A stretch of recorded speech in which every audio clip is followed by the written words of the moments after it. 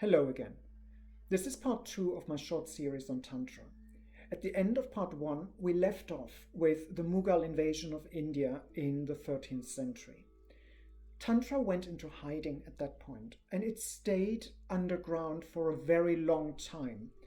Even today, Tantra is much more secretive and closed in than it was before the Mughal invasion. It survives, but it's very difficult to trace down. However, the fact that it survives was highlighted by the simple expedient that it made a surprise reappearance in America, of all places. Why is that? At the end of the 19th, beginning of the 20th century, there was a huge interest in all things India in America. And one particular person, an American occultist and businessman by the name of Pierre Bernard, has been instrumental in introducing tantric philosophies and practices into America. Pierre Bernard is accredited with bringing the philosophy and the knowledge of Tantra and its practices into American mainstream. However, he is also credited with the overarching idea that Tantra is intrinsically a sexual practice and not so much a philosophical one. You'll find that this is one huge difference between how we in the West experience Tantra today and how Tantra has always been regarded in India. It is true, sexual practices and sacred sexuality have been part of Tantra in the East from the beginning, but it was balanced against spirituality, philosophy, practices that go beyond the purely sexual and somatic. But in the West, the balance between those different practices has been shifted severely towards the more physical. And that isn't necessarily a bad thing, because traditionally, every teacher of Tantra could take his or her pick of particular practices. The matter of fact is that in the West, the practice is a little bit more somatic and sexual. In some cases, very much so. But there's also a difference in the understanding of Tantra between those who are on the outside, who are sole observers of what Tantra is and what they believe Tantra is, which is based on that idea that it's a sexual practice, on the one hand. And on the other hand, you have the practitioners of Tantra who are much more in tune with the other elements that go beyond the sexual. But it is clear that Western Tantra is much more focused on the physical side of things than the East has been. America has always had a puritanical streak to it, and Tantra seems like the ideal way of loosening that and bringing it out in a way that is borderline socially acceptable. Let me clarify this by reading out a bit about Tantra that explains what it really is. It's a systematic quest for salvation or spiritual excellence by realizing and fostering the divine within one's own body, one that is simultaneous union of the masculine, feminine, and spirit matter, and has the ultimate goal of realizing the primal bliss state of non-duality. It is typically a methodically striven system consisting of voluntary chosen specific practices which may include tantric items such as mantras, geometric patterns and symbols, gestures, mapping of the microcosm within one's body to the macrocosmic elements outside as the subtle body, assignment of icons and sounds, meditation, ritual worship, and initiation.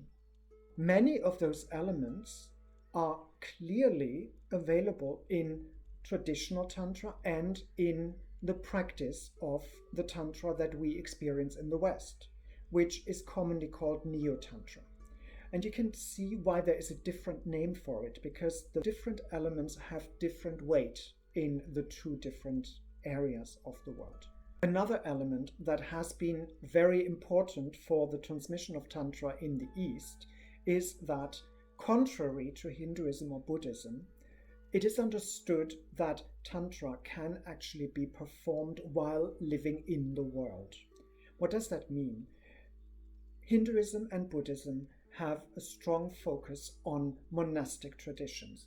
on experiencing the spiritual away from the rigors and demands of daily life, which focuses on people retreating into ashrams or into monasteries and staying there for extended periods of time, which doesn't make it an easy sell in the West either, because most people live their spirituality side by side with their daily life.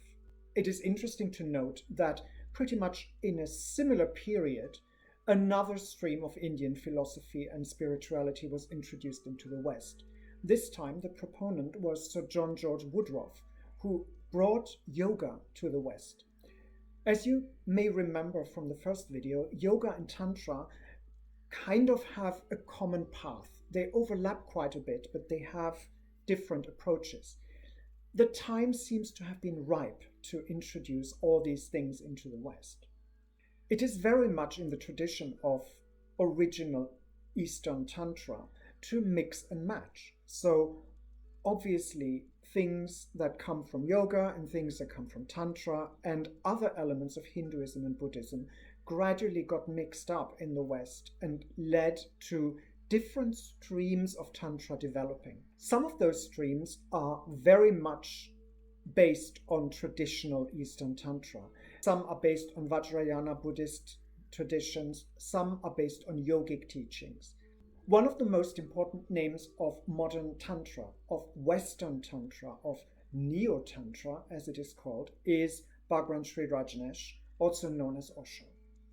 He developed and taught an understanding of Tantra that incorporated breathing techniques, bioenergy, yoga, and massage to some degree. So it's a relatively physical approach that in some cases, with Osho, included sacred sexuality. It has to be noted that Osho's approach to Tantra has been marked as not really Tantra by other tantrics. However, he is hugely popular, and a lot of his students have gone away from his teachings and developed their own different style of Neo-Tantra. Again, this is a big reflection on how Tantra worked in the middle of the first millennium in India. It has to be noted also that Indian society at the time had very much in common with modern Western society. Thriving culture, thriving business, lots of money, lots of movement, lots of general interest in what's going on around people. So people had an open mind. It is also important to note that while there are multiple different ideas about Neo-Tantra, they have an awful lot in common. The main difference is how they approach sexuality. Apart from that, most of the other elements of traditional Tantra are present to some degree. Speaking of sex, one thing has been prominently absent so far in my talk. What about gay Tantra? You'll hear more about that in part 3.